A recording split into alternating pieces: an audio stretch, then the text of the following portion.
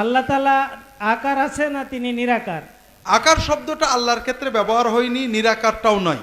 সূরাত, আকার বলতে সূরাত বা জিসম, এটা কোরআন হাদিসে আল্লাহর ক্ষেত্রে ব্যবহার হয়নি। নিরাকার তো নয়, আল্লাহ তাআলার হাত আছে, চোখ আছে, এগুলো কোরআনে আছে, কিন্তু এটার প্রকৃতি কি আমরা জানি না। আমরা বিশ্বাস করি আল্লাহ যতটুকু বলেছেন। তবে আকার আর নিরাকার এই দুটো শব্দ কোনোটাই আমাদের ব্যবহার করে আল্লাহ আল্লাহর মতো। জি, নিরাকার তো মাখলুক, পানি কি বলে বাতাস নিরাকার, কিন্তু আল্লাহ তোর বাতাসের মতো না। জি, আল্লাহ তাআলা কি সব স্থানেই বিদ্যমান নাকি নির্দিষ্ট একটি স্থানে বিদ্যমান? আল্লাহ তাআলা সর্বস্থানে বিদ্যমান, এটা কোরআন হাদিসে কোথাও নেই।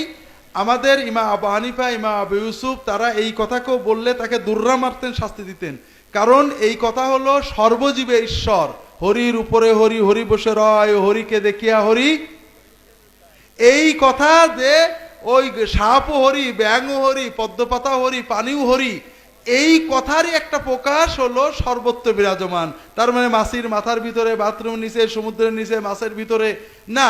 আল্লাহ তাআলা কোরআনে বারবার রিপিটেডলি বলেছেন আল্লাহ আরশের ঊর্ধ্বে আছেন।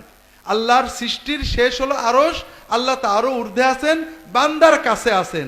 এই নৈকট্য আল্লাহ জানেন, তবে তিনি বান্দার কাছে, তিনি আরশের ঊর্ধ্বে। জি।